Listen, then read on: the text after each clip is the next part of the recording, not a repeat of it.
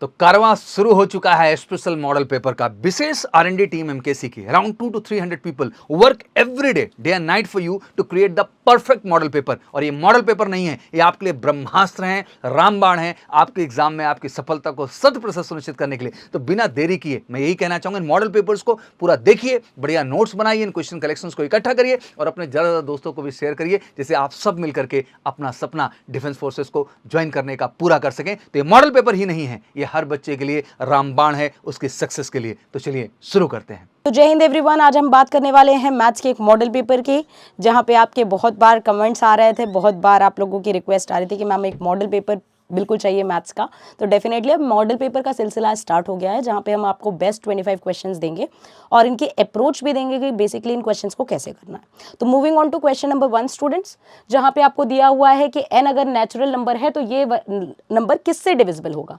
तो डेफिनेटली आपको ये सेकेंड्स का क्वेश्चन होता है, n की वैल्यू 1 रख दीजिए। n की वैल्यू 1 रखेंगे तो ये 25 - 1 24, तो 24 इज योर आंसर। हमेशा 1 रखने पे जो आंसर मिल जाए that is your answer. Next, moving on to next question. Next question में आपको दिया हुआ है कि the angle between the lines, इन दो लाइंस के बीच का एंगल क्या होगा। डेफिनेटली हम निकाल सकते हैं क्योंकि हमें cos थीटा का फॉर्मूला पता है। अगर हम इस लाइन को ढंग से लिखेंगे तो ये 6 से पूरे को डिवाइड कर देते हैं, तो ये हो जाएगा x/3 is equals to y/2 is equals to z/6। ये होगा इसके डायरेक्शन कोसाइंस। इसको हम लिख सकते हैं 12 से डिवाइड कर देते हैं। 12 से डिवाइड करेंगे तो ये लाइन क्या बन जाएगी हमारी 6/2 is equals to y/-12 is equals to z/-3। ये आ जाएंगे हमारे डायरेक्शन कोसाइंस। तो हमें पता है कि cos थीटा की वैल्यू क्या होती है, a1 a2, चलो एलिमेंट के फॉर्म में लिख देते हैं, कुछ भी ठीक है। a1 a2 plus b1 b2 plus c1 c2 upon under root of a1 square plus a2 square plus a3 square हो जाएगा। ठीक है, सॉरी यहाँ पे a1 b1 और c1, और ये आ जाएगा a2 का स्क्वायर प्लस b2 का स्क्वायर प्लस c2 का स्क्वायर हो जाएगा डेफिनेटली। अब अगर ऐसा है तो हम यहाँ पे ये क्या है a1 b1 c1 और ये है a2 b2 c2। cos theta की वैल्यू जैसे ही हम रखेंगे तो a1 इंटू a2 करेंगे तो ये हो जाएगा 6, b1 इंटू b2 करेंगे, b1 इंटू b2 करेंगे अगर हम, जस्ट अ सेकेंड, यहाँ पे -6 आएगा, यहाँ पे -6 आएगा। b1 इंटू b2 करेंगे तो ये आ जाएगा -24 और c1 इंटू c2 करेंगे तो ये आ जाएगा प्लस का 18। नीचे वाली वैल्यू जो भी आए उसको लिखने की ज़रूरत नहीं है क्योंकि ऊपर हमें रिजल्ट 0 दिख रहा है, ऊपर वाला रिजल्ट हमें 0 दिख रहा है। और cos कौन से एंगल में एंगल 0 आता है, आंसर 0 आता है डेफिनेटली π/2 यानी 90 पे, तो आंसर होगा 90। नेक्स्ट क्वेश्चन यहाँ पे दिया वेक्टर से, बोला है दो वेक्टर ये और ये आपस में पैरेलल है। तो पैरेलल वेक्टर की कंडीशन क्या होती है बच्चों, a1/a2 बराबर होता है b1/b2 और बराबर होता है c1/c2 के। वहां से देखते हैं 2/4 is equals to 1/-λ is equals to 3/6। किन्हीं भी दो से आप कंपेयर करके निकाल सकते हैं। यहाँ से कंपेयर करेंगे तो ये 1/2 आएगा, तो लैम्डा की वैल्यू आ जाएगी -2, लैम्डा की वैल्यू आएगी -2 विच इज ऑप्शन नंबर डी। ठीक है, इन दोनों को भी कंपेयर करके आप निकाल सकते थे। Next question, equation of directrix of hyperbola. Hyperbola basically दिया क्या है, y² / 4 - x² / 9 is equals to 1। तो यहाँ से a² की वैल्यू आ गई हमारी 9 और b² की वैल्यू आ गई हमारी 4। अगर ये वैल्यू आ गई तो हमें सबसे पहले एसेंट्रिसिटी निकालनी पड़ेगी। तो ये आ जाएगा a² is equals to b² 1 - e²। तो यहाँ से क्या हो जाएगा बच्चों, ये हो जाएगा 9 is equals to 4 1 - e² is equals to 9/4 is equals to 1 - e²। तो e² की वैल्यू आ जाएगी 1 प्लस 9/4, ये आ जाएगा √13/4। ठीक है, √13/4, √13/4 जैसे ही आएगा यहाँ से, तो आप एक बात बता, √13/2 आ जाएगा, 2 e की वैल्यू √13/2 आएगी। e की वैल्यू √13/2 आएगी तो डायरेक्ट्रिक्स क्या हो जाएगा, x इज इक्वल्स टू यहाँ से आ जाएगा b/e। तो ये हो जाएगा b की वैल्यू 2 और डायरेक्ट्रिक्स 13 √13/2 ऊपर चला जाएगा तो ये हो जाएगा 4/√13। y की वैल्यू आएगी, y इज लेंथ दिया तो y की वैल्यू आ जाएगी b/e। Is it clear? ये सीधा सीधा सा सवाल है कि यहाँ से सबसे पहले आपको इसेंट्रिसिटी निकालनी पड़ेगी। इसेंट्रिसिटी निकालने के बाद आप y is equals to b/e करेंगे तो आपका आंसर आएगा। आपको अगर एप्लीकेशन में पार्ट बनना है हमारे जहाँ पे प्रॉपर सारी क्लासेस चल रही हैं आपकी, जहाँ पे आप देख सकते हैं कि ऑनलाइन ऑफलाइन साथ ही साथ फेज 2 मतलब रिटन के लिए आपके ग्रुप डिस्कशन, फिजिकल, मतलब सारे स्टडी मटेरियल और सारी प्रॉपर क्लासेस अगर आपको लेनी है तो हमारे हेल्पलाइन नंबर पे बात करिए, क्योंकि इस समय चल रही है हैवी छूट भी। तो ये आपके लिए बहुत ही अच्छा एडवांटेज होगा कि अगर आप अभी से प्रिपरेशन शुरू कर दें, क्योंकि आपके पास लिमिटेड टाइम बचा है बच्चों, है ना। नेक्स्ट अगर हम बात करें तो नेक्स्ट क्वेश्चन की अगर हम बात करें, यहाँ पे बोला है what is the equation of concentric circle. Concentric circle का मतलब क्या होता है?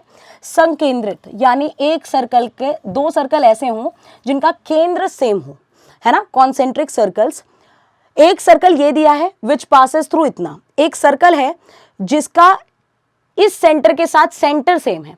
अगर सेंटर सेम है तो इसका सेंटर क्या होगा?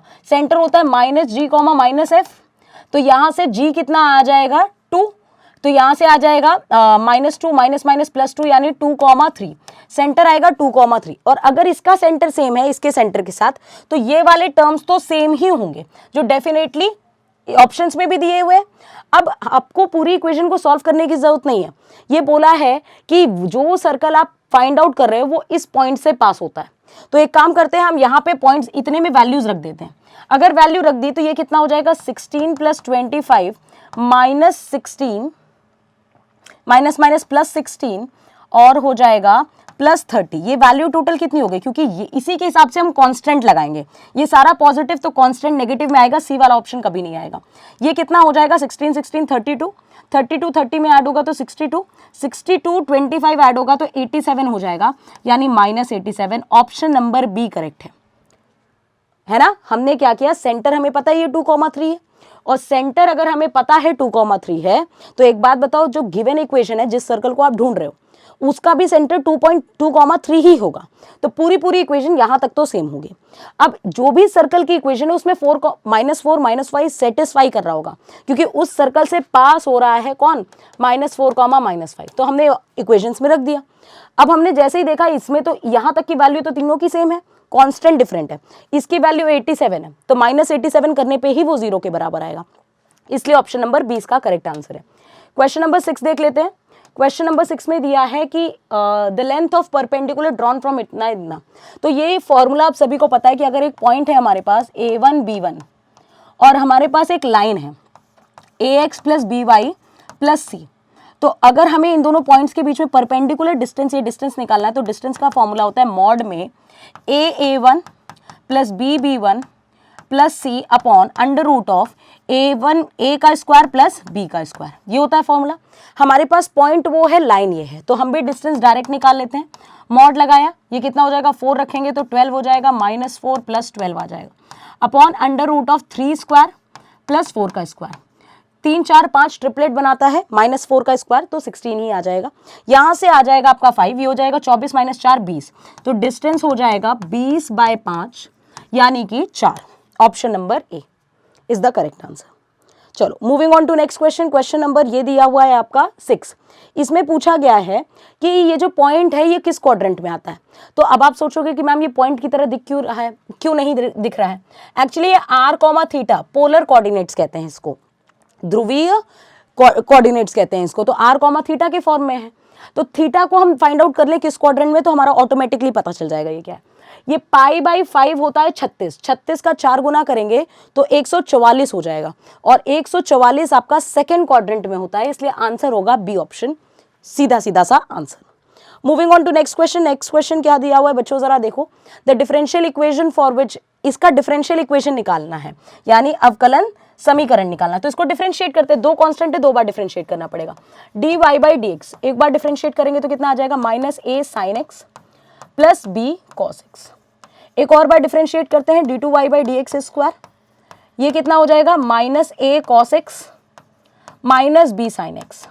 अगर हम इस इक्वेशन को ध्यान से देखें तो ये -y लिखा है, इधर आके प्लस हो जाएगा, तो ये हो जाएगा d2y/dx² + y = 0। So option number A is the correct answer, right. चलिए नेक्स्ट क्वेश्चन की ओर बढ़ते हैं। नेक्स्ट क्वेश्चन आपके स्क्रीन पे है, the area bounded by x axis and y = इतना कर्व। y कर्व को पहले सही से लिख लेते हैं, ये कितना हो जाएगा x² -3x + 2, ये कर्व है। तो अगर हम इसको इंटीग्रेट करेंगे तो इंटीग्रेशन कितना हो जाएगा, एक्स स्क्वायर है ना, तो ये हो जाएगा x cube by 3 minus 3 x square by 2 plus 2x, और लिमिट लगेगी इसकी, ये इंटीग्रेट हमने कर दिया है, और इंटीग्रेट करने के बाद लिमिट रखी 1 से 2 रखेंगे तो 8 माइनस 1 7/3 हो जाएगा, माइनस यहाँ रखेंगे तो 4 माइनस 1 3 आ जाएगा, यानी 9/2 आ जाएगा, और यहाँ तो 2 ही आएगा। एलसीएम लोगे 6 से, एलसीएम अगर 6 से लोगे तो यहाँ मल्टीप्लाई होगा 2 14 हो जाएगा, यहाँ हो जाएगा 27, और यहाँ 6 से मल्टीप्लाई होगा तो 12 आ जाएगा, और ये कितना हो जाएगा 26, और यहाँ से क्योंकि एरिया पूछ रहा है तो एरिया हमेशा मॉड में होता है, कभी भी नेगेटिव नहीं आता, तो आंसर आ जाएगा मॉड 1/6, इसलिए हमारा ऑप्शन नंबर सी एकदम करेक्ट होगा, सी आंसर एकदम करेक्ट। चलिए एप्लीकेशन लर्निंग पार्ट, ठीक है, एमकेसी लर्निंग प्लेटफॉर्म में भी अगर आप पार्ट बनना चाहते हैं जहाँ पे प्रॉपर क्लासेस शेड्यूल्ड हैं, सब कुछ क्लियर कट दिख रहा है आपको, बेसिकली विजन अगर आपका क्लियर है, आपको इस साल वर्दी चाहिए, अपना मिशन एकदम क्लियर है, तो आप इससे चूकेगा मत, वरना बाद में पछताने से कुछ नहीं होता बच्चों। बाद में जो आप एक हफ्ते पहले परेशान होते हैं कि मैम बैचेस कैसे मिलेंगे, कैसे कोर्स कंप्लीट होगा, उससे कुछ नहीं होता, पहले से लगना पड़ता है। तो अभी अभी आपके पास टाइम है, हेल्पलाइन नंबर आपके सामने लिखा है 9696330033 पे कॉल करके आप सारी इन्फॉर्मेशन ले सकते हैं। आगे हमारे पास ये एक इक्वेशन है, अच्छा ये कंडीशन दी हुई है, तो हमसे पूछ रहा है इसका इंटीग्रेशन क्या होगा। अगर इसका इंटीग्रेशन देखें तो a से b x fx dx, अगर हम upper limit minus lower limit लगाएं इस फंक्शन में तो ये कितना हो जाएगा a से b a plus b minus x, और यहाँ आ जाएगा f a plus b minus x dx, और ये जो वैल्यू है ये fx के ही बराबर है, तो यहाँ से कितना आ जाएगा a से b a plus b minus x, और ये हो जाएगा fx dx। अब इसको हम अंदर मल्टीप्लाई कर देते हैं, तो ये हो जाएगा a से b a plus b fx dx minus a से b x fx dx। क्या किया हमने, एक बार fx को a प्लस b के साथ मल्टीप्लाई कर दिया, एक बार x के साथ, और इंटीग्रेशन अलग अलग कर दिया। ये और ये वाली वैल्यू सेम है, ये इधर आएगी तो 2 टाइम्स हो जाएगा, यानी 2 टाइम्स ऑफ a से b x fx dx हो जाएगा, और यहाँ है a प्लस b कॉमन, और यहाँ से आ जाएगा a b fx dx, और डेफिनेटली जब 2 यहाँ से डिवाइड होगा तो हमारा ऑप्शन नंबर ए एकदम सटीक करेक्ट आंसर आएगा, ठीक है। डेफिनेट इंटीग्रेशन का ये क्वेश्चन आई होप आपका क्लियर होगा। नेक्स्ट क्वेश्चन देखते हैं, नेक्स्ट क्वेश्चन में यहाँ क्या दिया हुआ है अल्टीमेटली, अच्छा इंटीग्रेशन है तो कोई दिक्कत नहीं है, आप एक चीज़ देखा करो, जब क्वेश्चन आप ध्यान से देखोगे तो इस चीज़ का डिफ्रेंसिएशन ऊपर दिख रहा है, तो x e की पावर x को अगर हम t मान लें, x को रखा e की पावर x का e की पावर x प्लस e की पावर x का 1 हो गया, dx is equals to dt हो गया, और ऊपर यही वैल्यू लिखी है, ऊपर e की पावर x कॉमन लोगे तो यही आएगा, तो ये आ जाएगा आपका 1/1 cos square t dt, cos square ऊपर जाएगा तो sec स्क्वायर t dt आ जाएगा, sec स्क्वायर t का होता है tan t plus c, t की जगह वापस वैल्यू रखेंगे तो ये आ जाएगा tan x e की power x plus c, which is option number B, ठीक है, which is option number B definitely. चलिए moving on to next question, यहाँ पे ये बोला है how many tangents are parallel to X axis, कोई भी टेंजेंट अगर पैरेलल टू एक्स एक्सिस है तो उसका dy बाई dx कितना होना चाहिए 0, ये कंडीशन आपको पता होनी चाहिए। तो यहाँ से dy बाई dx निकालते हैं, यहाँ से अगर हम dy बाई dx निकालेंगे तो 2x minus 2 is equals to 0 रखेंगे तो x की वैल्यू कितनी आएगी, ये 4, x की वैल्यू 2 आएगी, लेकिन हमें ये नहीं पूछा जा रहा है कि x की क्या वैल्यू होगी, हमसे पूछ रहा है कितने टेंजेंट बनाए जाएंगे, जितने x के मान आएंगे उतने ही टेंजेंट बनेंगे, x का मान केवल 1 आया है इसलिए टेंजेंट भी इसका केवल 1 होगा, बात क्लियर। dy बाई dx को 0 के बराबर किया, जितने x के मान आएंगे उतने ही पैरेलल टेंजेंट्स बनाए जा सकते होंगे, तो x का मान केवल 1 आया इसलिए टेंजेंट भी 1 होगा।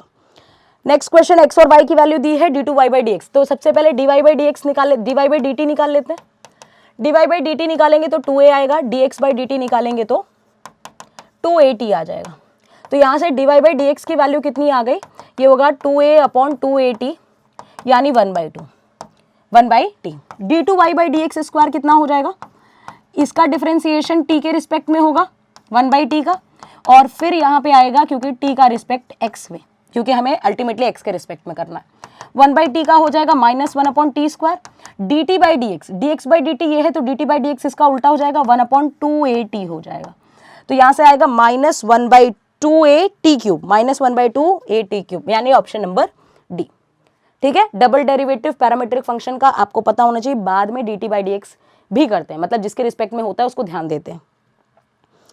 नेक्स्ट क्वेश्चन में बच्चों क्या दिया हुआ है, आपको इसका वैल्यू दिया है लिमिट। अगर हम यहाँ पे ध्यान से देखें तो x अगर 0 की तरफ जाएगा तो ये 1 की पावर इन्फिनिटी टाइप का है।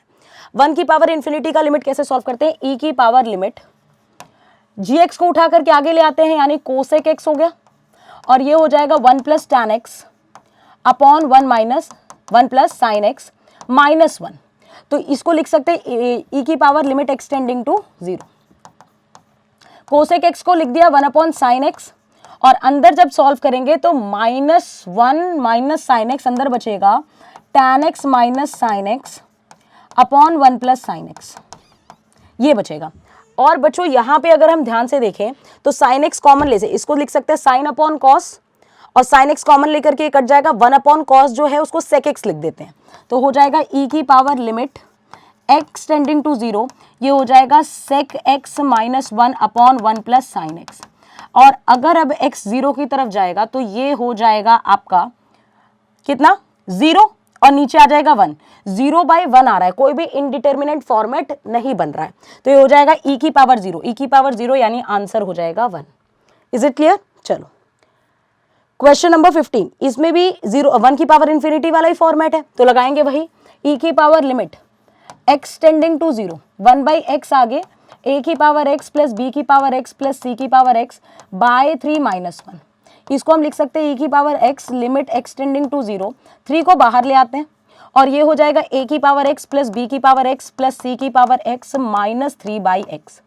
इसको अगर हम ढंग से लिखे तो e की power limit extending to 0, 1 by 3 बाहर है, -1 इसके साथ आ जाएगा, a की power x minus 1 by x, b की power x minus 1 by x, और ये हो जाएगा c की power x minus 1 by x. और आपको क्लास में लिखा रखा है फॉर्मूला कि 1 बाई 3 तो ठीक है, ये हो जाएगा log a, ये हो जाएगा log b, और ये हो जाएगा plus log b plus log c आ जाएगा। और जैसे ही आएगा यहाँ पे आएगा प्लस, है ना, बीच में इन सबके प्लस आएगा, जैसे ही आएगा तो ये तीनों मल्टीप्लाई हो जाएगा, और e की पावर आ जाएगा, लिमिट का तो अब कोई काम है ही नहीं है, e की पावर आ जाएगा 1 by 3 log a b c, log की पावर में चला जाएगा तो a b c की पावर 1 बाई 3, और e और log कैंसिल हो जाएगा तो आ जाएगा a b c की पावर 1 बाई 3, यहाँ log लगाने की ज़रूरत नहीं है, तो आ जाएगा a b c की power 1 by 3। Next question, domain पूछ रहा है। डोमेन मैंने आपको सिखा रखा है कि जो भी नीचे वाली वैल्यू होती है x माइनस 5, ये हमेशा 0 या 0 से बड़ी होती है, यानी x का मान 0 5 या 5 से बड़ा होगा। दूसरी बात, जो ऊपर वाली वैल्यू होती है वो हमेशा छोटी वाली वैल्यू से बड़ी होती है या फिर बराबर होती है, ये होता है कंडीशन। तो यहाँ से अगर हम सॉल्व करेंगे तो ये आ जाएगा 14 और ये आ जाएगा 2x, यानी 7 या 7 से छोटा। तो x का मान 5 से लेकर 7 तक के बीच में। अब ये मत लिखिएगा क्योंकि वहां पे आप पॉइंट्स में नंबर कभी नहीं लिखते हैं, तो आंसर क्या हो जाएगा 5, 6, 7। केवल इंटीग्रल वैल्यू लिखी जाती हैं, क्योंकि आपने कभी भी ऐसा नहीं देखा होगा 8.3 अपॉन 4.7, ऐसे परमुटेशन कॉम्बिनेशन में वैल्यू नहीं होती, हमेशा इंटीग्रल वैल्यूज लिखी जाती हैं। इसलिए हम आंसर्स में भी हमेशा इंटीजर्स ही लेंगे, पूर्णांक ही लेंगे। बुक्स की जहां तक बात है बच्चों, बुक्स में भी चल रहा है डिस्काउंट। अगर आपको मिसलेनियस टॉपिक वाइज और साथ ही साथ पीवाईक्यू का बेस्ट कॉम्बिनेशन चाहिए तो ये बुक्स हैं आपकी अल्टीमेटली सोर्स, आपकी बुक्स ही हैं अल्टीमेटली तरक्की का सोर्स, तो इसको जरूर से जरूर अवेल करें। 25% डिस्काउंट है इस समय इसमें। नेक्स्ट अगर हम बात करें sine inverse x plus sine inverse y plus sine inverse z की वैल्यू ये दी है। जब भी ऐसा इनवर्स में दिखे तो जो भी एंगल है उसको बराबर बराबर बांट दो। इसको लिख दो pi by 3, pi by 3, pi by 3। अगर साइन इनवर्स x बराबर पाई बाई 3 है तो x की वैल्यू क्या √3/2 होगी। अगर हम यहाँ पे इसकी तीनों की वैल्यू पाई बाई 3 आ जाए, √3/2 आ जाएगी। x, y और z तीनों की वैल्यू √3/2 आएगी। एक की वैल्यू निकाल लेते हैं, इंटू 3 कर देंगे, सबकी वैल्यू वही आएगी। एक की वैल्यू रखने पे कितनी आ जाएगी, √3/2 इंटू 1 माइनस 3/4, ये हो जाएगा 1/4, रूट से बाहर आएगा 1/2, यानी कि √3/2 आ रहा है, √3/4 आ रहा है। और तीनों का वैल्यू कितना आएगा, इन तीनों का वैल्यू इसके 3 गुना हो जाएगा, क्योंकि इसकी भी वैल्यू वही आएगी, इसकी भी वैल्यू वही आएगी। तो इन तीनों की वैल्यू आ गई 3√3/4। हम ऑप्शन में रख के देखते हैं कहाँ पे x, y, z की वैल्यू √3/2 रखने से मैच कर जाए। यहाँ पे अगर हमने √3/2 रखा तो ये हो जाएगा 2 into √3/2 into root 3/2 into root 3/2, यहाँ से 2 से 2 कैंसिल, ये हो जाएगा 3 रूट 3/2, बिल्कुल ऑप्शन ए करेक्ट है। बाकी आप किसी भी ऑप्शन में रख करके देखिए मैच नहीं करेगा। क्लियर? सीधा से बात, इनवर्स ट्रिग्नोमेट्री का जब भी क्वेश्चन आए एंगल को बराबर हिस्सों में बांट दो। Next question, 4 sine square x की वैल्यू इतनी दी है, तो ये आ जाएगा साइन स्क्वायर एक्स की वैल्यू 1/4, यानी साइन एक्स की वैल्यू आ जाएगी प्लस माइनस 1/2। 1/2 दो बार आता है 0 से π/2 के बीच में, 30 और 150, 30 और 150 और 120 तो होगा ही नहीं, ये आंसर खत्म, ये आंसर भी नहीं होगा, ये भी नहीं होगा, और 160 तो है ही नहीं, यानी ऑप्शन सीधा सीधा बी ऑप्शन। ठीक है, बी ऑप्शन इसका करेक्ट होगा। क्वेश्चन नंबर 19 देख लेते हैं। क्वेश्चन नंबर 19 में दिया हुआ है, अच्छा वेरिएंस का क्वेश्चन है। वेरिएंस का फॉर्मूला क्या होता है? समेशन ऑफ xi का square by total number of terms minus mean का स्क्वायर। ये दिया हुआ है आपको 84,000 और टोटल नंबर ऑफ टर्म्स 20 है, और ये वाली वैल्यू दी है 50, यानी 2500 हो जाएगा। तो ये कट जाएगा और ये हो जाएगा 4200 माइनस 2500, यानी आंसर हो जाएगा आपका 1700, which is option number B is the correct answer. Clear? Variance का फॉर्मूला रटा होना चाहिए। क्वेश्चन नंबर 20, क्वेश्चन नंबर 20 में क्या दिया? दो इंडिपेंडेंट इवेंट है ए और बी। ए इंडिपेंडेंट इवेंट होने का मतलब है कि ए इंटरसेक्शन बी की value P A into P B होती है। इंडिपेंडेंट स्वतंत्र घटनाओं की कंडीशन आपको पता होना चाहिए, उनका इंटरसेक्शन उनके प्रोडक्ट में टूट जाता है। इसने बोला exactly one of the two event होकर, या तो एक, दोनों में से कोई एक। एग्जैक्टली वन का फॉर्मूला क्या होता है? P A plus P B minus 2 times of intersection of A intersection B. अब बस हो गया, फॉर्मूला लगाना है। ये हो जाएगा 1/3 plus 3/4 minus 2 times of 1/3 into 3/4, क्योंकि इसकी वैल्यू तो इसी के बराबर है। यहाँ से जब आप सॉल्व करोगे तो ये हो जाएगा 4 प्लस 9 यानी 13/12, ऐसा हो रहा है। 4 प्लस 9 13/12 माइनस ये हो जाएगा 6/12, यानी आ जाएगा 7/12, 7/12 यानी ऑप्शन नंबर डी करेक्ट। ठीक है, option number D correct. Question number 21, question number 21 में क्या दिया हुआ है बच्चों, जरा देखिएगा। सिंपल सी बात है कि ए वेक्टर, ए मैट्रिक्स बराबर है इसके, पहले तो हम इसको निकाल लें और इसका स्क्वायर निकाल दें। अल्फा आई कितना हो जाएगा? अल्फा 1 अल्फा 0 0 अल्फा आई की वैल्यू ये है, प्लस इसमें बीटा ए जोड़ना है। बीटा ए कितना हो जाएगा? बीटा ए जब इसमें जुड़ेगा तो 0 बीटा माइनस बीटा 0 हो जाएगा। ये जो मैट्रिक्स है इसका स्क्वायर करना है, तो ये आ जाएगा alpha beta minus beta alpha, और इसका अगर स्क्वायर करेंगे तो इसी से मल्टीप्लाई कर देते हैं, माइनस बीटा अल्फा। ये कितना आ जाएगा? Alpha square minus beta square, ये आ गया, और ये वाली वैल्यू आ जाएगी alpha beta plus beta alpha, और यहाँ से आ जाएगा minus alpha beta minus alpha beta, और ये आ जाएगा minus beta square plus alpha square, ये आ जाएगा। ये वैल्यू क्या आई? इसको सॉल्व करने से मिला, और ये वैल्यू a के बराबर है, यानी कि 0 1 माइनस 1 0 के बराबर है। इसका मतलब दोनों को कंपेयर कर लेते हैं। इनको कंपेयर करेंगे तो अपने को क्या मिलेगा? Alpha square minus beta square की वैल्यू 0 है, यानी अल्फा स्क्वायर बराबर बीटा स्क्वायर, इसका मतलब अल्फा बराबर बीटा होगा। एक बात तो ये क्लियर हुई। और ये वाली वैल्यू 1 के बराबर होगी, alpha beta plus beta alpha बराबर 1 होगा, यानी 2 अल्फा बीटा बराबर 1 होगा। लेकिन alpha is equals to beta, तो 2 alpha square is equals to 1 होगा, और यहाँ से अल्फा की वैल्यू आएगी प्लस माइनस 1/√2, यानी अल्फा की वैल्यू प्लस माइनस 1/√2 और बीटा की भी वैल्यू यही होगी, तो ऑप्शन नंबर सी इसका एकदम करेक्ट जवाब होगा। तो ये पेपर के दौरान में थोड़ा सा लेंदी सवाल आपको मिल सकता है, तो थोड़ा ध्यान से करिएगा, फ्लो में करेंगे तो हो जाएगा टाइम में। नेक्स्ट क्वेश्चन, इस टाइप के सीरीज का शॉर्ट ट्रिक आपको बता रखा है कि जब भी नीचे डिफरेंस सेम दिखे और अगर फाइनाइट टर्म, इसका आंसर क्या होता है? 1/d 1/a minus 1/l। अब यहाँ पे क्या है? डिफरेंस 2 का दिख रहा है तो 1/2 हो गया।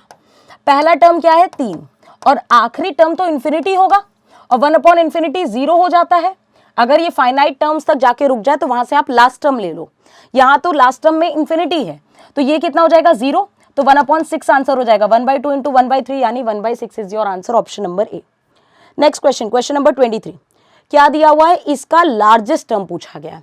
लार्जेस्ट टर्म में आपको क्या निकालना पड़ता है? पहले तो m निकालना पड़ता है, तो क्या होता है फॉर्मूला? n+1/1 + a/b होता है मॉड में। तो यहाँ से अगर फॉर्मूला देखें तो ये कितना है 49 + 1 अपॉन 1 प्लस पहला वाला टर्म 4 और नीचे वाला टर्म है 2x, और डेफिनेटली x की वैल्यू कितनी रखनी है बच्चों 1/3। 1/3 यहाँ रखोगे तो ये हो जाएगा 50 अपॉन 1 प्लस ये हो जाएगा 6, 1/3 रखने पे 3 ऊपर चला जाएगा, 2 कैंसिल हो जाएगा, 1/6, तो ये हो जाएगा 50 अपॉन 7 यानी 7 पॉइंट समथिंग आएगा। तो जब भी कोई पॉइंट में आंसर आए 7.1 टाइप करके आएगा, तो जब भी पॉइंट में कोई आए तो उसके जस्ट बाद वाला ग्रेटेस्ट इंटीजर फंक्शन होता है 7.1, यानी कि 8वां पद सबसे बड़ा पद यहाँ पे मिलेगा। ठीक है, जस्ट उसके बाद वाला term. Question number 24, question number 24 में क्या बोला है, how many words can be formed using the terms of the word equation. Equation से कितने प्रकार के शब्द बनाए जाते हैं, इक्वेशन को छोड़ करके, एक ये वाला फॉर्मेशन छोड़ करके कितने, तो टोटल में से एक ये वाला अरेंजमेंट निकाल देते हैं, केवल एक अरेंजमेंट, तो टोटल अरेंजमेंट कितने हैं 8 फैक्टोरियल माइनस 1। 8 फैक्टोरियल की वैल्यू कितनी होती है बच्चों 40320, माइनस 1 करेंगे तो 40319 आ जाएगा, 19 आ जाएगा लास्ट में, option number B. Last question, question number 25, यहाँ पे क्या बोला है, इसकी वैल्यू पूछ रहे हैं, number of A complement intersection B complement. De Morgan's law अगर आपने पढ़ा है तो इसका वैल्यू होता है ए यूनियन बी का कॉम्प्लीमेंट। ए यूनियन बी का कॉम्प्लीमेंट कैसे निकालेंगे, number of element in universe minus number of element in A union B निकाल लेते हैं, तो ये कितना हो जाएगा, ये हो जाएगा 700 माइनस, और इसकी वैल्यू होगी number of element in A plus number of element in B minus number of element in A intersection B. बाकी सारी वैल्यूज हमें दी हुई होगी, 700 माइनस ये कितना है, ये दिया है 200 प्लस 300 माइनस 100, यानी यहाँ से आया 400, 400 इसमें से माइनस होगा तो आंसर आएगा 300, which is option number C. तो आई होप ये अप्रोच आपको क्लियर हुई होगी और ये मॉडल पेपर आपको समझ में आया होगा। ऐसे ही लगन के साथ पढ़ते रहो बच्चों, मॉडल पेपर आगे जल्दी से जल्दी आपके लिए और कैरी फॉरवर्ड करेंगे। टिल देन जय हिंद, जय भारत एंड टेक केयर। जय हिंद एवरीवन, मैं आपका Azad sir, faculty of English at major Kalsi classes, आपके लिए लेकर आया हूँ बहुत ही शानदार मॉडल पेपर ग्रुप एक्स और वाई दोनों के लिए है। वैसे तो नाम यहाँ पर लिखा है ग्रुप एक्स, क्योंकि ग्रुप एक्स और वाई दोनों का पेपर सेम ही होता है, पेपर तो एक ही होता है, वो चाहे एक्स का हो चाहे वाई का हो, पेपर अलग अलग थोड़े होते हैं। तो चलिए स्पेशली यहाँ पर लिख दिया गया है ग्रुप एक्स, लेकिन वाई ग्रुप वाई वाले बच्चे भी इसको वॉच करें, देखें। चलिए, पेपर में कितने क्वेश्चंस आते हैं, नंबर ऑफ क्वेश्चंस होते हैं 20 क्वेश्चंस होते हैं। क्या उनका पैटर्न है, यानी किस पैटर्न पर 20 क्वेश्चंस पूछे जाते हैं, क्वेश्चन का क्या स्टैंडर्ड है, ये सारी बातें मैं आपको बताऊंगा इसी मॉडल पेपर के थ्रू। तो चलिए हम स्टार्ट करते हैं। पहला क्वेश्चन दिया गया इसमें मरोज, तो मरोज मतलब होता है उदास, मरोज मतलब होता है उदास। तो यहाँ पर मरोज का पूछ रहा है भैया साइनो, मरोज का साइनो क्या हो जाएगा। अब देखो चारों वर्ड्स, ग्लो ये मिल गया, पहला मिल गया, ग्लोमी का मतलब उदास होता है, मरोज मतलब होता है उदास, ग्लोमी उदास, सिमिलर मीनिंग कन्वे कर रहे हैं, दोनों एक दूसरे क्या हो गए, साइनो हो गए आपके, एक सिनोनिम हो गया। अगला क्वेश्चन देखते हैं, डेट्रीमेंटल, डेट्रीमेंटल का मतलब होता है हानिकारक, नुकसानदेह। अच्छा, अब इसका अपोजिट पूछ रहा है, अपोजिट मतलब जो फायदेमंद हो, तो डेट्रीमेंटल का अपोजिट हो जाए, देखिए पहला वर्ड आ गया यहाँ पर बेनिफिशियल, ये हानिकारक, ये लाभदायक, तो एक दूसरे का क्या हो गया, ये अपोजिट वर्ड हो गया। बाकी इंजूरियस हानिकारक, बेलफुल हानिकारक, डेलिटेरियस हानिकारक। फिलहाल ऑप्शन ए जो है डेट्रीमेंटल का एंटोनिम है, एक एंटोनिम हो गया, एक सिनोनिम ऑलरेडी हो गया। आगे देखें, ये सब वोकैब के सेक्शन चल रहे हैं, अभी वोकैब वाला पार्ट चल रहा है आपका। अगला क्वेश्चन है आपका मिस स्पेल्ड वर्ड, इसमें से 4 ऑप्शंस में से कोई एक वर्ड की स्पेलिंग इनकरेक्ट होगी, उसी को आपको फाइंड आउट करना है। यहाँ पर आपका कमीशन COMMISSI ये भी सही है आपका, DECI डिसीजन भी सही है, रेस्टोरेंट RESTAURAND ये गलत है आपका। यहाँ पर जो ई है यहाँ पर ए होना चाहिए था, फाइंड मिस स्पेल्ड को ही आपको फाइंड आउट करना था, ऑप्शन सी आपका आंसर हो गया। ये भी गलत है, ये भी आपका सही है। एक आपका मिस स्पेल्ड वर्ड हो गया, एक सिनोनिम, एक एंटोनिम, एक स्पेलिंग करेक्शन इसको बोलते हैं। अगला देखते हैं, a person who steels the writing of others, वह व्यक्ति जो दूसरे लेखकों की रचनाओं की चोरी करता है, दूसरों की रचनाओं को चुराने वाला, उसको हम बोलते हैं प्लेगियरिस्ट। प्लेगियरिस्ट इसका आंसर हो जाएगा। ये वन वर्ड सब्स्टिट्यूशन है। प्लेगियरिज्म तो ये प्रोसेस हो गया, चोरी करना, किसी की रचनाओं को चुराना। नेपोटिज्म भाई भतीजावाद, पॉपुलर होता है, लोकप्रिय। आंसर है आपका डी।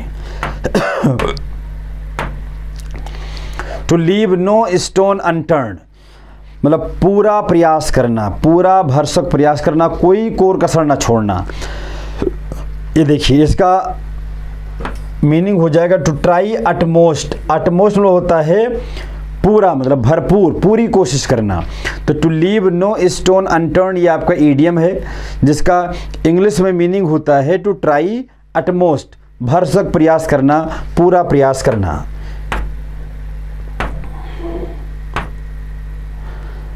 आपने देखे ये 5 जो स्टार्टिंग के क्वेश्चन थे, एक सिनोनिम, एक एंटोनिम, एक स्पेलिंग करेक्शन, एक वन वर्ड सब्स्टिट्यूशन और एक इडियम एंड फ्रेज।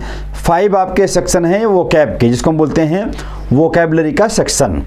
5 में से 5 आ सकता है, 5 में से हो सकता है 1 आध 2 इधर उधर हो जाए, ऐसा भी हो सकता है। पढ़ना आपको 5 है, लेकिन पता नहीं कौन सा है। अक्सर तो 5 में 5 आ जाता है। आगे देखो, अब ग्रामर सेक्शन स्टार्ट हो गया। पहला क्वेश्चन है वॉइस से related. Where were they playing the cricket match, active voice में है, पैसिव में कन्वर्ट करना। एक क्वेश्चन इसका फिक्स्ड है, ये देखो भाई, where were they playing the cricket match. अच्छा, यहाँ पर तो बीइंग किसी में आया है, क्योंकि यहाँ पर वर के साथ में प्लेइंग आ रहा है, तो पैसिव में बीइंग जाएगा। इसमें बीइंग नहीं है, हटा दीजिए। बीइंग नहीं है, हटा दीजिए। विल आ गया, हटा दीजिए। बीइंग आया है यहाँ पर, क्योंकि हर कॉन्टिन्यूअस टेंस में पैसिव में हम बीइंग का प्रयोग जरूर करते हैं। बीइंग एक ही में आया, ये आपका आंसर हो गया। लो क्वेश्चन देखें। He said Sita when is the next train। अच्छा, इसको हम बोलते हैं वोकेटिव केस का नाउन। ये हमारा नरेशन है। जब रिपोर्टेड स्पीच में यानी इन्वर्टेड कामास के अंदर किसी वोकेटिव केस का प्रयोग किया गया हो, किसी नाम का प्रयोग किया गया हो, तो उस नाम को, उस वोकेटिव केस के नाउन को हम रिपोर्टिंग वर्ब का बना देते हैं ऑब्जेक्ट। तो ही सेड, यहाँ पर प्रश्न पूछा जा रहा है, इंट्रोगेटिव आपका सेंटेंस है, आस्क्ड हो जाएगा, सेड होगा नहीं आपका। ही आस्क्ड सीता व्हेन, यहाँ पर अबाउट ये गलत है। Is when the next train was, और इज यहाँ पर रिपोर्टिंग और पास्ट में है, तो इज नहीं आएगा, ये भी गलत हो गया। 3 गलत हो गया, option B is right here. तो तरीके हैं किसी भी नरेशन का आपको आंसर बहुत जल्दी से फाइंड आउट करना हो तो मुझसे मिलें आप। मेजर कलसी संस्था से आप जुड़ें और मुझसे आप इंग्लिश पढ़ें। आपको नरेशन ढूंढने में, नरेशन का आंसर, वॉइस का आंसर ढूंढने में हार्डली 1 से 2 सेकंड लगेगा बस। Change success into verb. देखो आपके यहाँ जो एक्स ग्रुप कह लो या वाई ग्रुप कह लो, इसमें आता है कभी कभी क्या, इस समय तो लगभग 2-3 साल से लगातार आ रहा है। इसको बोलते हैं फॉर्मेशन ऑफ वर्ड। जैसे यहाँ पर एक वर्ड दिया गया है आपको सक्सेस, और बोला भाई इसका वर्ब बना दीजिए, यानी एक पार्ट ऑफ स्पीच को दूसरे पार्ट ऑफ स्पीच में चेंज करना। तो या वर्ब बनेगा तो बन जाएगा आपका सक्सीड बन जाएगा, सक्सीड। सक्सेस नाउन है, सक्सीड आपका वर्ब है, सक्सेसफुल आपका एडजेक्टिव है, सक्सेसफुल आपका एडवर्ब है। 25% के मेगा डिस्काउंट पर हमारे यहाँ डिफेंस की जितनी भी तैयारियां होती हैं, उसमें जो भी पुस्तकें लगती हैं, वो सारी पुस्तकें, वो सारी बुक्स हमारे यहाँ आपको 25% मेगा डिस्काउंट के साथ में आपको उपलब्ध कराई जा रही हैं। आप चाहे मेरे यहाँ आकर उसको परचेज करें अगर नज़दीक में हैं, या आप चाहें तो आप जहाँ भी हैं वहीं इस बुक को मंगवा सकते हैं। और ये इसका जो डिलीवरी का चार्ज है वो 0, मतलब कोई चार्ज नहीं है, free delivery, 25% discount, mega discount. और ये भी मैं आपको गारंटी देता हूँ कि ये बुक अगर आपने पढ़ लिया फ्रॉम बिगिनिंग टू एंड बढ़िया से, एक बार, दो बार, चार बार, तो इसके बाहर आपको क्वेश्चन, मतलब सारे क्वेश्चन आपको लगभग यहीं से मिल जाएंगे। आपको दूसरी किताब पढ़ने की ज़रूरत ही नहीं है, बिल्कुल, मैं आपको अश्योर कर रहा हूँ इस बात से। Next question, what is the masculine. ये देखो गूज है, ये फेमिनाइन जेंडर का नाउन है, कभी कभी चेंज ऑफ जेंडर पूछता है, इसका मैस्कुलिन क्या हो जाएगा। तो गूज का मैस्कुलिन जेंडर होता है गैंडर, ऑप्शन सी। ठीक, मैस्कुलिन पूछ रहा है, मैस्कुलिन है, और ये क्या है, ये फेमिनाइन है, ये फेमिनाइन है आपका, फेमिनाइन। कभी कभी चेंज ऑफ नंबर पूछता है, सिंगुलर नाउन को प्रोनाउन बना दीजिए, सिंगुलर नाउन को प्लूरल बना दीजिए, प्लूरल को सिंगुलर बना दीजिए, चेंज ऑफ नंबर बोलते हैं इसको। बोला what is the plural of data.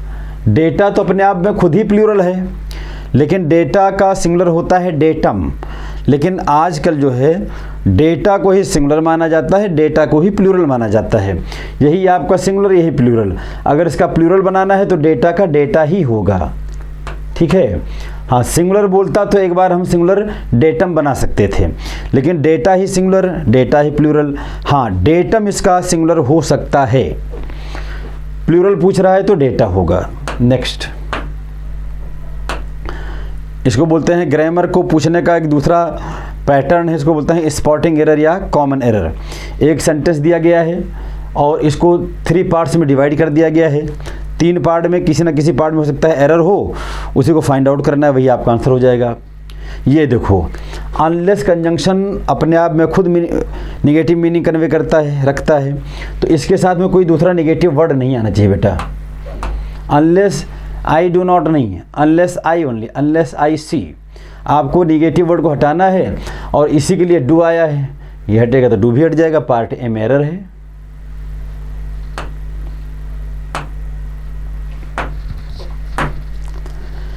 ये क्या है भाई, इसको बोलते हैं सेंटेंस फिलर।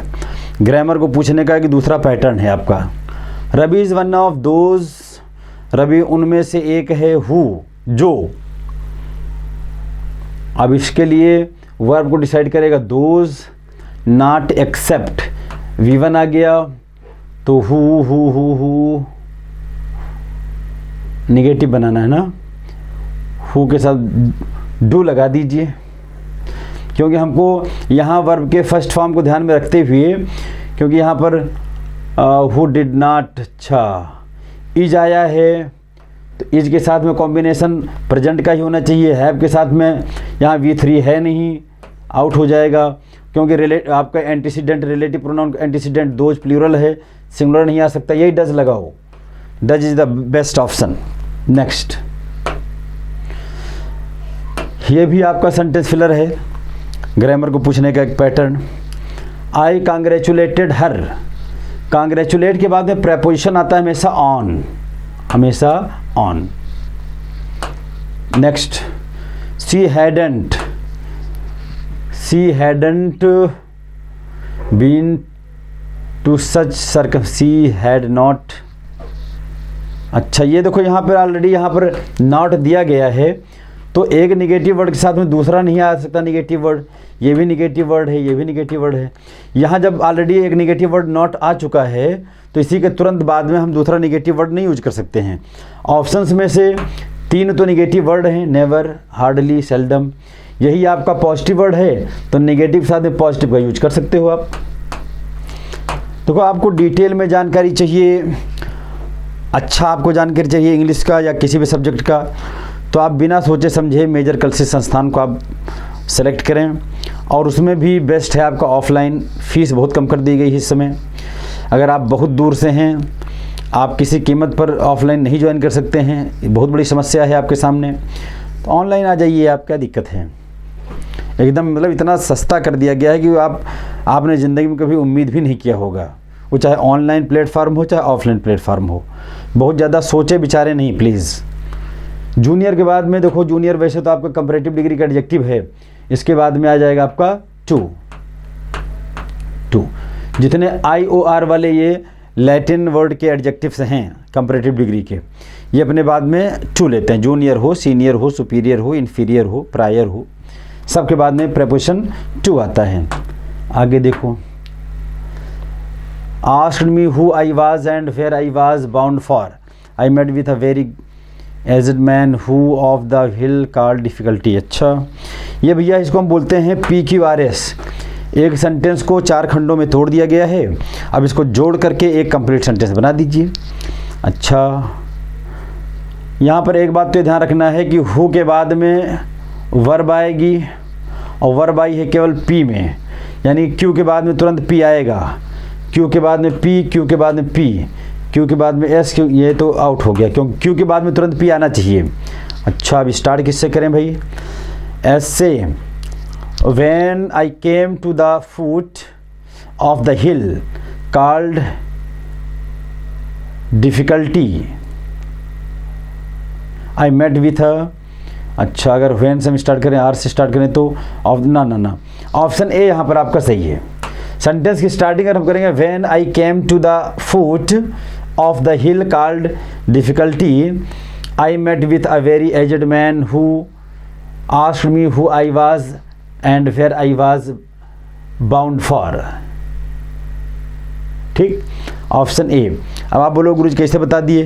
तो बहुत डिटेल में चीज़ों को समझने के लिए आपको जो है कोचिंग ज्वाइन करना पड़ेगा। कोचिंग नहीं ज्वाइन कर सकते हो भैया तो थोड़ा बहुत हम लोग सपोर्ट कर दे रहे हैं आपका मैं वहाँ से यूट्यूब से भी, लेकिन यूट्यूब पर तो काफ़ी हद तक हम आपको चीज़ें डिलीवर कर देते हैं, लेकिन वहाँ से आप बहुत ज़्यादा बेनिफिटेड नहीं हो सकते हैं ना।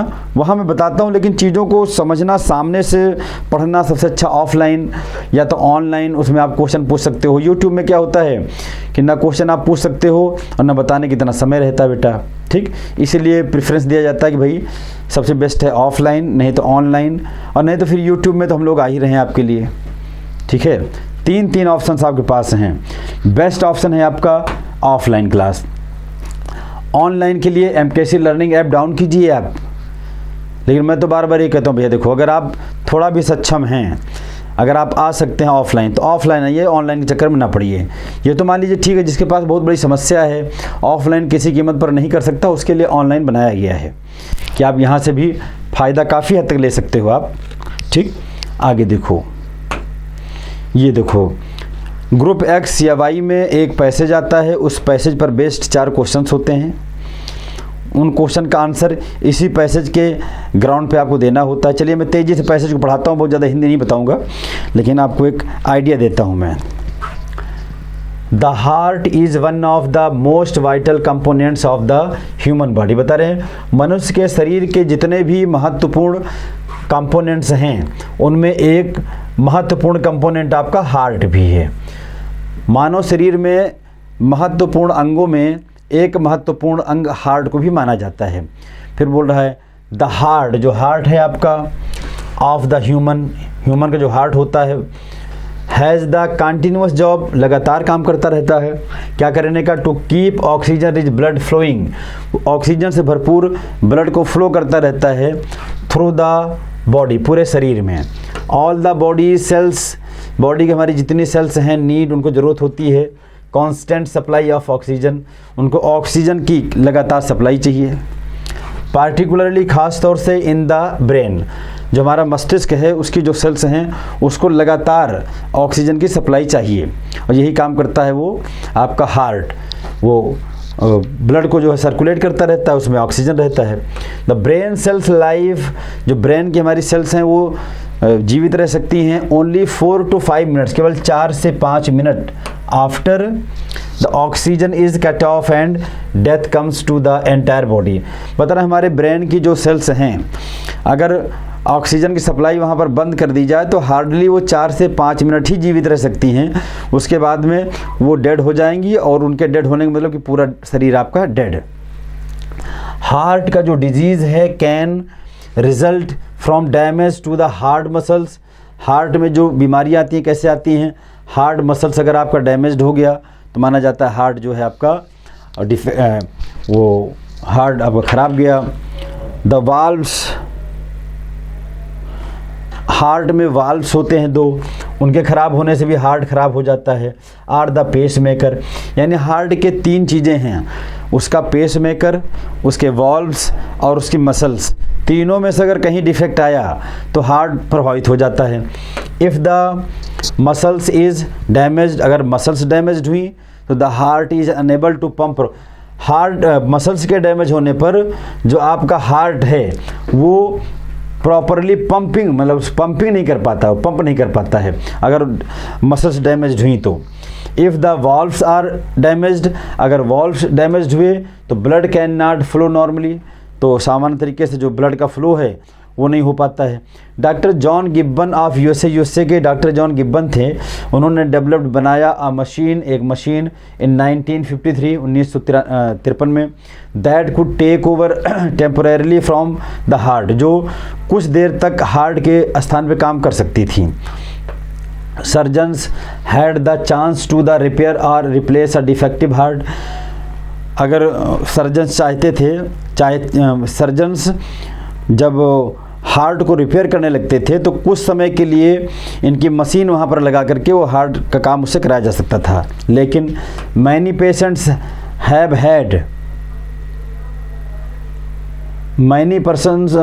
Have had plastic valves inserted in their hearts when there hearts were faulty. बता रहे बहुत सारे लोगों के हार्ट में जो है वॉल्व पड़ा होता है, जब उनका वॉल्व डैमेज्ड हो जाता है तो प्लास्टिक का वॉल्व डाल दिया जाता है। Many people are not being kept alive with tiny battery operated pacemaker. कई बार ये जो यूएसए के जो जॉन गिब्बन हैं, जिन्होंने 1953 में एक आर्टिफिशियल हार्ट बनाया जिसको इंसर्ट करके ओरिजिनल जो हार्ट था उसको आप रिपेयर कर सकते थे सर्जन वगैरह, लेकिन उसकी जो बैटरी थी इतनी छोटी थी कि जब तक उधर रिपेयरिंग चल रही इनकी बैटरी ख़त्म, पर मामला गड़बड़ हो गया। ठीक, तो कई लोग उससे मर गए। अच्छा भाई, ये देखो, अब इसी पैसेज पर बेस्ड, हार्ट पर बेस्ड जो आपका पैसेज है, सिंपल पैसेज है, इसी पर बेस्ड क्वेश्चन है। If the supply of oxygen is cut of the brain cells survive, अगर जो ब्रेन की सेल्स हैं, नहीं क्या कह रहा है, if the supply of the oxygen, अगर ऑक्सीजन की सप्लाई को रोक दिया जाए तो जो ब्रेन की सेल्स हैं कितनी देर तक जीवित रह सकती है। अभी पैसेज में आया था हार्डली 4 से 5 मिनट तक ही वो सर्वाइव कर सकती हैं, hardly 4 to 5 minutes. Next, the heart sends oxygen rich blood, जो हार्ट है वो ऑक्सीजन से भरपूर ब्लड को भेजता है। कहाँ पर भेजता है? पूरे शरीर में भेजता है, पूरे शरीर में भेजता है। नेक्स्ट, डॉक्टर जॉन गिब्बन जो कि यूएसए के थे, उन्होंने आर्टिफिशियल हार्ट डेवलप किया था, उसमें दिया गया 1953 की बात है। कहाँ के थे? यूएसए के थे। क्या नाम था? John Gibbon.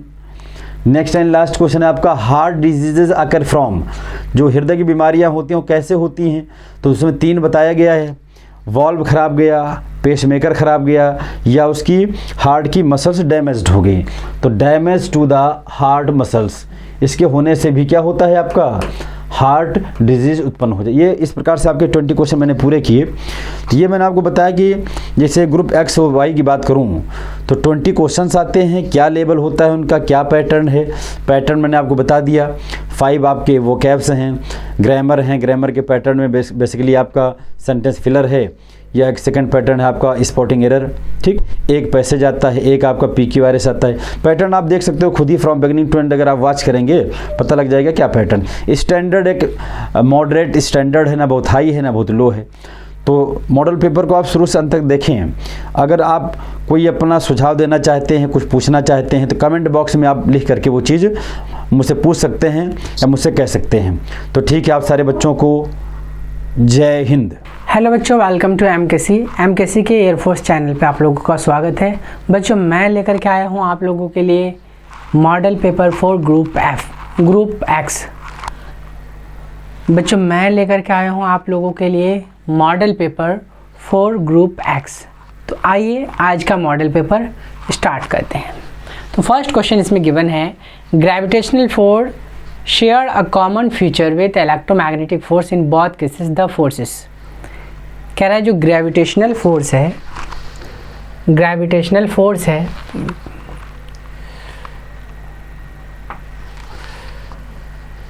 ये कॉमन फीचर है किसके साथ, इलेक्ट्रोमैग्नेटिक फोर्स। तो बच्चों इन दोनों में कॉमन फीचर क्या है कि दोनों फोर्सेस जो हैं वो लॉन्ग रेंज फोर्सेस हैं। ये दोनों फोर्सेस कौन सी है बच्चों, लॉन्ग रेंज यानी अधिक दूरी वाली। तो इसका आंसर हो जाएगा A4 इलाहाबाद। नेक्स्ट क्वेश्चन है, कह रहे suppose sphere they are two sphere, यहाँ पे दो गोले हैं। Suppose they are two planet, sorry दो प्लैनेट है 1 and 2 हैविंग सेम डेंसिटी, और दोनों का डेंसिटी सेम है and radius R1 and R2, यानी दो ग्रह हैं, दोनों ग्रह का घनत्व सेम है। तो बच्चों और रेडियस हमें दे रखा है, तो पूछ रहा है acceleration due to gravity on the surface of the planet are related. तो एक्सेलरेशन ड्यू टू ग्रेविटी का रेशियो जो है या उसका क्या रिलेशन होगा, तो आपको जैसे कि पता होगा कि G इज इक्वल टू क्या होता है formula, G is equal to होता है GM अपॉन में R स्क्वायर। बट यहाँ गिवन है हमें क्या कि डेंसिटी जो है वो क्या है, सेम है, और डेंसिटी इज इक्वल टू क्या होता है, मास अपॉन में वॉल्यूम। तो मास इज इक्वल टू क्या आ जाएगा, डेंसिटी इनटू वॉल्यूम। तो अगर ये वैल्यू यहाँ पे हम रखें मास की जगह, मास की जगह रखें अगर हम डेंसिटी, वॉल्यूम का रखें 4/3 पाई आर क्यूब अपॉन में आर स्क्वायर। तो देखो बच्चों यहाँ से यहाँ ये कैंसिल हो जाएगा। तो ये अगर ये सारा टर्म अगर हम देखें तो ये कांस्टेंट है, तो यहाँ पे क्या आ जाएगा कि G इज़ प्रोपोर्शनल टू, ये R बच गया था यानी इस R के प्रोपोर्शनल होगा, यानी अगर R बढ़ेगा तो G बढ़ेगा। तो यहाँ गिवन है R1 is greater than R2, तो इसलिए G1 इज़ ग्रेटर देन होगा G2, यानी ये इसका आ जाएगा आंसर A4 इलाहाबाद। बताओ बच्चों क्लियर है। तो ये था आपका क्वेश्चन नंबर 2। अब देखते हैं question number 3। Eight which place earth magnetic field become horizontal. तो बच्चों देखो इस तरह से होता है, देखो मैग्नेटिक फील्ड लाइंस यहाँ से ऐसे निकलती है, और अगर हमारा ये मिड है तो ऐसे जाती है, ऐसे यहाँ से निकलती है और ऐसे जाती है। तो ये हॉरिजेंटल कब होगा, ये हमारा ऊपर में पोल होता है, यहाँ इक्वेटर होता है, तो इक्वेटर पे ही तो, मैग्नेटिक इक्वेटर पे ही तो हमारा हॉरिजेंटल होगा। तो इसका आंसर हो जाएगा B4 बॉम्बे, यानी मैग्नेटिक इक्वेटर के पास इसका ये पैरेलल होगा, सॉरी हॉरिजेंटल हो जाएगा। ये आप लोगों के लिए अनाउंसमेंट है बच्चों कि सेना में सर्वाधिक सिलेक्शन देने वाला संस्थान यानी मेजर कलसी में भी काफ़ी ऑफ़र चल रहा है, और ये ऑफ़र लिमिटेड पीरियड के लिए है। आपके हर तरह की यहाँ पे सुविधाएं हैं, चाहे वो रिटर्न हो, फिज़िकल हो, ग्रुप डिस्कशन हो, मेडिकल कैंप हो, स्टडी मटेरियल हो, सारी चीज़ों का यहाँ पे इंतज़ाम है। तो इसलिए बच्चों फटाफट आकर के ज्वाइन करें और अपनी स्टडी को और बेहतर बनाएं। नेक्स्ट क्वेश्चन में कह रहा है specific gravity of silver is 11 and specific gravity of iron is 8। Which one of the following approximate relative density of silver with respect to iron. Silver और आयरन के डेंसिटी का रेशियो पूछ रहा है, तो हम क्या करेंगे, सिल्वर अपॉन में आयरन, इसका रिस्पेक्ट में पूछ रहा है, तो इसका कितना है देखो, सिल्वर अपॉन में ये रो इसके नीचे भी आएगा, ये रिलेटिव डेंसिटी के लिए, ऐसे ही आयरन अपॉन में, तो ये दोनों तो कैंसिल हो जाएगा, यानी सिल्वर का, या फिर हम डायरेक्ट इसको ऐसे लिख सकते हैं, डायरेक्ट लिख दो, कितना आ जाएगा इसका 11 और इसका कितना आ जाएगा 8, तो डिवाइड करेंगे कितना आ जाएगा 8 बन जाए 8, 3 पे 0, तो 8 3 जा 24 एंड 6 पे 0, 8 7 जा 56, तो लगभग 1.4 आएगा, यानी A4 इलाहाबाद इसका आंसर होगा। तो ये है क्वेश्चन नंबर 4। अब देखते हैं क्वेश्चन नंबर 5। क्वेश्चन नंबर 5 में कह रहा है कि कोई वस्तु दो बराबर आयतन वाले भागों से बनी हुई है, यानी इस पे क्या है कि वो इक्वल वॉल्यूम दे रखा है और डेंसिटी ρ1 एंड 2 ρ2 है, तो इसका एवरेज डेंसिटी क्या होगा। तो बच्चों average density is equal to क्या होगा, density, average density is equal to total mass upon total volume. तो पहले वाले के लिए मास कितना हो जाएगा देखो, तो V1 इंटू ρ1 पहले वाले का मास आ जाएगा, दूसरे वाले का, क्योंकि मास इज इक्वल टू क्या होता है, वॉल्यूम इंटू डेंसिटी, तो इसीलिए हमने दूसरे वाले के लिए फिर वॉल्यूम तो सेम ही है लेकिन डेंसिटी क्या है, डबल है, तो ये आ जाएगा अपॉन में टोटल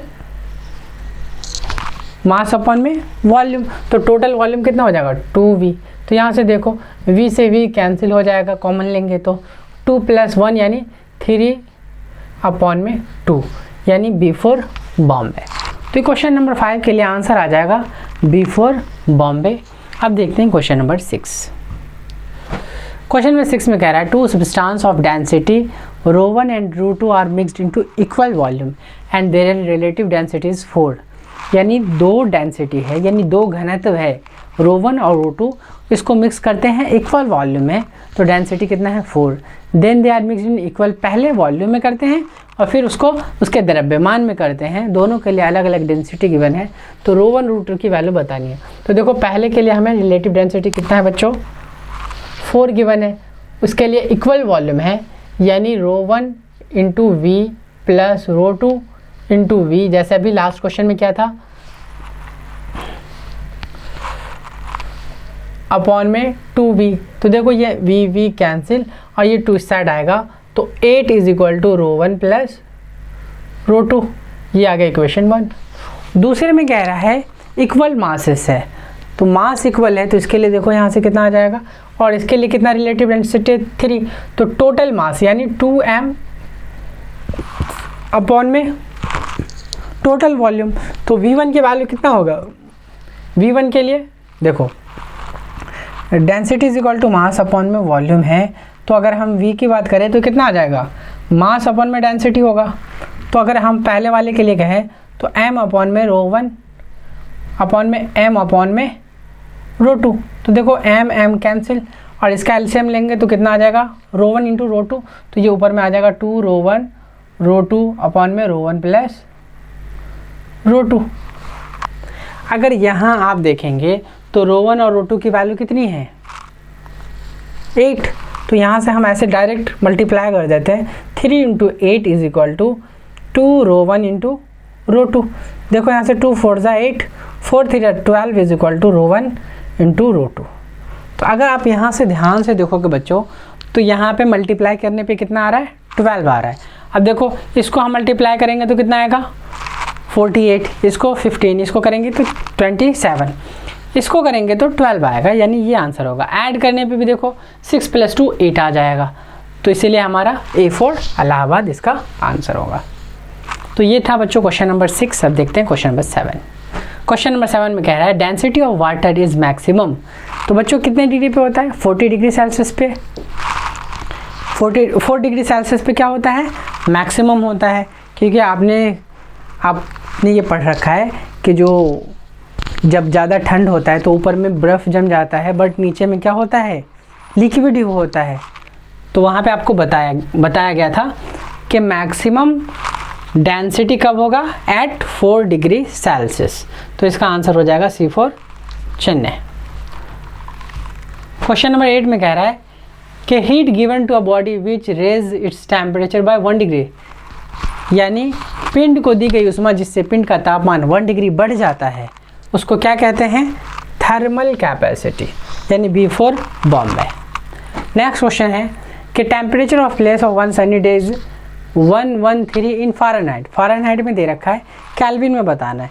तो बच्चों इसको हम इंटरचेंज करने का क्या फॉर्मूला है, देखो F-32 अपॉन में इसका upper limit minus lower limit तो ये आता है 180, इसी तरह से T इन केल्विन -273 अपॉन में इसका upper limit minus lower limit कितना होता है 100।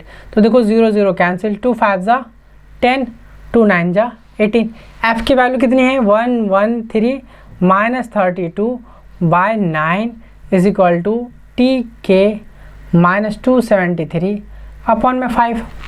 अब देखो 3 में से 2 जाएगा तो 1 आएगा और 11 में से 3 जाएगा तो 8 आएगा, यानी ये आ जाएगा हमारा TK अपॉन में 273 अपॉन में 5। तो 9 9 जा 81,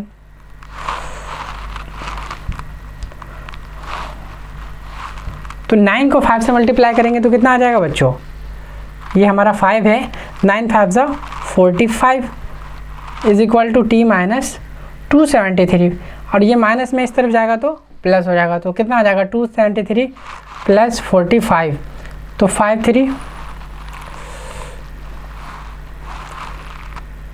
8 7 4 1 एंड 2 1 3, यानी A4 इलाहाबाद इसका आंसर होगा। तो ये है बच्चों क्वेश्चन नंबर 9। अब देखते हैं क्वेश्चन नंबर 10। क्वेश्चन नंबर 10 में कह रहा है विच of the following is SI unit of the thermal conductivity. तो थर्मल कंडक्टिविटी का क्या होता है बच्चों, वाट पर मीटर पर केल्विन, तो इसका आ जाएगा A4 Allahabad. Next question number 11। Question number 11 में कह रहा है कि the pressure of an ideal gas undergoing isothermal changes is increase by 10%। Pressure कितना इंक्रीज कर रहा है, 10, यानी अगर पहले जो है इनिशियली P है, P इनिशियली है यानी P के बराबर, तो P फाइनल की वैल्यू कितनी हो जाएगी, 10% इंक्रीज कर रहा है। 10% का मतलब 10 बट्टे में 100 यानी 0.1, यानी पहले P था तो अब कितना हो जाएगा 1 प्लस 0.1 इंटू P, यानी 1.1 P, ये आ गया। तो कह रहा है the volume of the gas must be decrease, तो देखो P into V is equal to आएगा 1.1 P इंटू वी डैश, यानी V फाइनल हमारा ये आ जाएगा। तो यहाँ से देखो P से P कैंसिल करेंगे तो ये कितना आ जाएगा, V इज इक्वल टू, और ये पॉइंट हटाएंगे तो 10, यानी 11/10।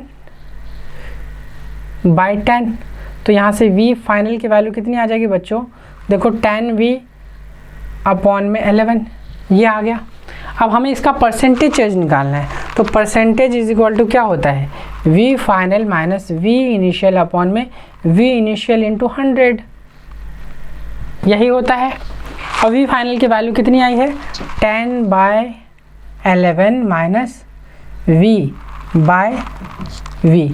अब देखो V कैंसिल हो जाएगा इंटू 100, तो यहाँ से देखो कितना आएगा 10 माइनस 11 यानी माइनस 1/11 इंटू 100, 11 से डिवाइड करेंगे तो 11 9 जा 99, यानी 9 आ जाएगा।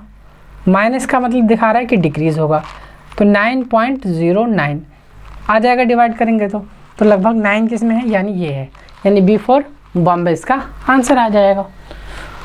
तो ये था बच्चों क्वेश्चन नंबर 11। अब देखते हैं क्वेश्चन नंबर 12। क्वेश्चन नंबर 12 में कह रहा है कि x दिशा में किसी कण की गति दे रखा है, x की वैल्यू दे रखा है, ओहो, x इज इक्वल टू दे रखा है a sin omega t, and y दिशा में दे रखा है b cos ओमेगा t, तो y is equal to b cos omega t। Square करेंगे तो बच्चों देखो कितना आ जाएगा, X square is equal to a square sine square omega T, और इसका y square is equal to b square cos square omega T, ये आएगा। अब देखो यहाँ से कितना आ जाएगा, एक्स स्क्वायर अपॉन में a square plus y square upon में b स्क्वायर। अगर हम कर दें इसको, हम ऐसे ले आए हैं यहाँ से, यानी ये वाला टर्म आ गया एक्स स्क्वायर अपॉन में a स्क्वायर, इसकी वैल्यू आ गई साइन स्क्वायर ओमेगा टी। ऐसे ही इसमें y स्क्वायर अपॉन में b स्क्वायर कर दिया तो इसकी वैल्यू आ गई कॉस स्क्वायर ओमेगा टी, और दोनों ऐड होगा तो sine square plus cos square की वैल्यू कितनी होती है, 1। अगर ये देखेंगे आप ध्यान से तो किस चीज़ की इक्वेशन है, ये हमारी है इलिप्स की, यानी ये दीर्घवृत्तीय पथ होगा, यानी एन एलिप्टिकल पाथ इसका होगा।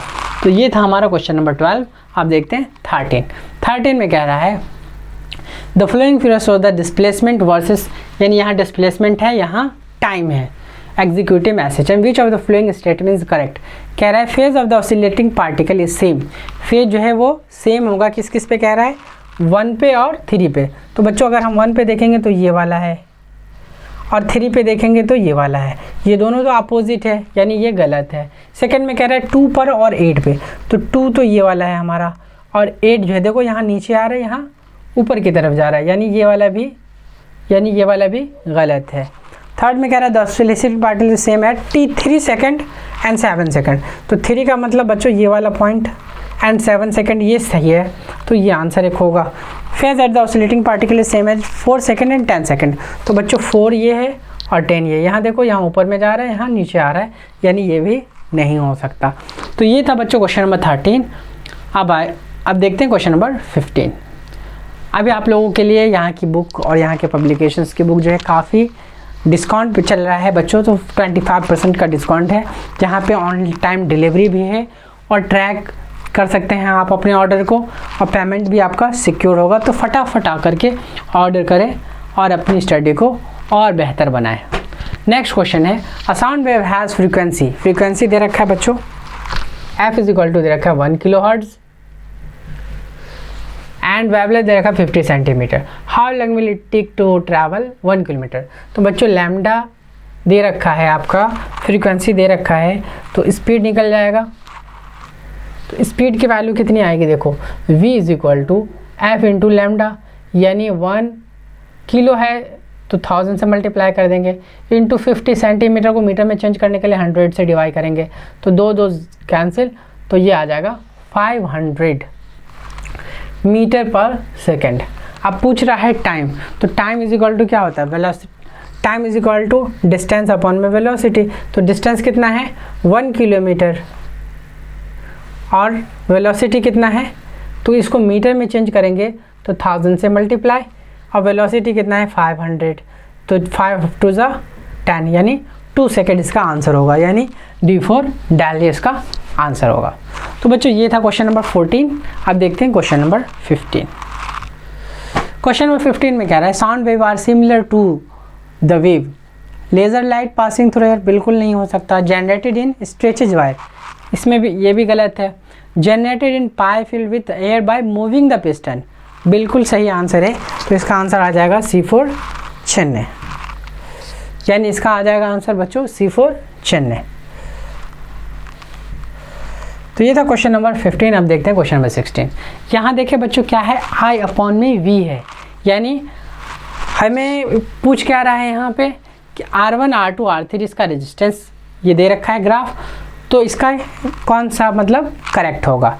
तो बच्चों आप यहाँ पे अगर देखें ध्यान से, तो ये I अपॉन V है इज इक्वल टू क्या होता है 1 अपॉन में R, क्योंकि V अपॉन में I इज इक्वल टू क्या होगा R होगा।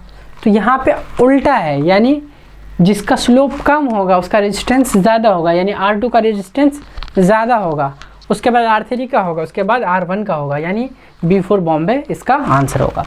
तो जब भी I और V का हो तो कम स्लोप वाला जो है ज़्यादा रेजिस्टेंस वाला होगा, और जब V I का होगा तो इसका अपोजिट होगा, जिसका स्लोप ज़्यादा होगा उसका रेजिस्टेंस ज़्यादा होगा। तो ये था क्वेश्चन नंबर 16। अब देखते हैं क्वेश्चन नंबर 17। क्वेश्चन नंबर 17 में कह रहा है sum of EMF and potential difference around a close loop equal to 0 is.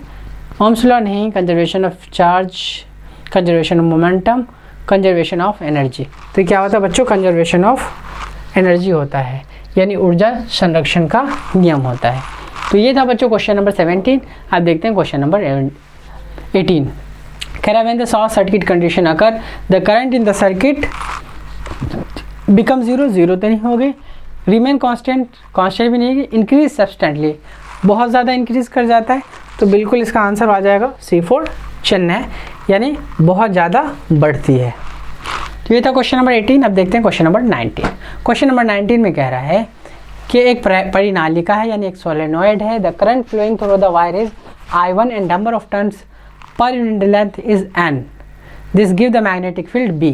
यानी कह रहा है कि B मैग्नेटिक फील्ड है किसके लिए, I, यानी म्यू N I आ जाएगा। If the number of turn per unit length increase 2n, what will be the value? तो 2n के लिए B की वैल्यू क्या हो जाएगी बच्चों, म्यू नॉट, देखो यहाँ डायरेक्टली प्रोपोर्शनल है तो ये तो 2n इंटू I हो जाएगा। दोनों को डिवाइड करेंगे, अगर ये V1 है ये V2 है, तो देखो ये और ये कैंसिल, और ये n कैंसिल, ये I कैंसिल, तो यहाँ से कितना आ जाएगा देखो, B1 अपॉन में B2 इज इक्वल टू कितना आ जाएगा 1/2। तो B2 इज इक्वल टू कितना आ जाएगा 2B1, यानी इसकी वैल्यू तो B थी तो हम B ही रख लेते हैं, B1 की जगह क्या आएगा B आएगा, यानी B4 बॉम्बे आ जाएगा। बताओ क्लियर है? तो ये था बच्चों क्वेश्चन नंबर 19। अब देखते हैं क्वेश्चन नंबर 20। क्वेश्चन नंबर 20 में कह रहा है कि which of the flowing statement is not correct, इसमें से कौन सा गलत है? Kelvin scale temperature called absolute scale, बिल्कुल सही है। विजिबल लाइट, सही है। Capacity to do work is called power, power नहीं होता बच्चे, एनर्जी होता है। Capacity to do work is called not power, it's called energy, यानी ये स्टेटमेंट गलत है, यानी इसका आंसर हो जाएगा C4 चेन्नई। बच्चों देश का हर गरीब बच्चा बनेगा फौजी ऑफिसर, इसके लिए ऑनलाइन हमारे ऐप पे जो है बहुत कम प्राइस में जो है कोर्स उपलब्ध है, तो फटाफट बच्चों आके ज्वाइन करें और जो है अपनी स्टडी को बूस्ट करें और बेहतर बनाएं। नेक्स्ट है when a ray light enter glass lab then only the frequency changes, frequency and velocity changes, frequency does not changes. बिल्कुल, जब भी ग्लास लैब में जाएगा तो बच्चों फ्रीक्वेंसी चेंज नहीं होगा, क्या होता है? स्पीड चेंज होता है। Next, the refractive index of quartz, quartz का रिफ्रैक्टिव इंडेक्स कितना है? 1.46 and the sapphire is 1.77। VQ is the speed of light of quartz. तो बच्चों जिसका डेंसिटी ज़्यादा होगा उसमें स्पीड कम होगा, जिसका डेंसिटी कम होगा उसका स्पीड ज़्यादा होगा। तो जो है क्वार्ट्ज का डेंसिटी कम है तो उसका स्पीड क्या होगा? ज़्यादा होगा। सॉरी, रिफ्रैक्टिव इंडेक्स, यानी जिसका रिफ्रैक्टिव इंडेक्स ज़्यादा होगा उसमें स्पीड कम होगा, और जिसका रिफ्रैक्टिव इंडेक्स कम होगा उसमें स्पीड ज़्यादा होगा, इसलिए इसका आ जाएगा आंसर A4 इलाहाबाद। तो बच्चों ये है क्वेश्चन नंबर 23। क्वेश्चन नंबर 23 में कह रहा है consider the flowing statement about the microscope and telescope, both the eyepiece and objective of a microscope are convex lens. बिल्कुल कॉन्वेक्स लेंस का ही यूज़ होता है, तो पहला स्टेटमेंट जो है ये करेक्ट है। दूसरे में कह रहा है कि the focal length objective of telescope is larger than the focal length of its eyepiece, ये भी सही है। The magnification of telescope increase with increasing focal length of its objective, तो बच्चों ये भी सही है। The magnification of microscope increase with increasing focal length of its objective, ये गलत है बच्चों, क्योंकि m is inversely proportional to f, यानी इंक्रीज होगा तो डिक्रीज होना चाहिए, यानी ये ऑप्शन गलत है। तो यानी फर्स्ट, सेकेंड एंड थर्ड, यानी ये आ जाएगा D4 दिल्ली इसका आंसर होगा। तो ये था बच्चों क्वेश्चन नंबर 23। अब देखते हैं question number 24। Which of the flowing circuit element is active component, तो बच्चों रेजिस्टर, इंडक्टर और कैपेसिटर क्या होता है? ये तो पैसिव होता है, यानी यहाँ पे ट्रांजिस्टर जो है वो एक्टिव होगा, यानी इसका आंसर B4 बॉम्बे होगा।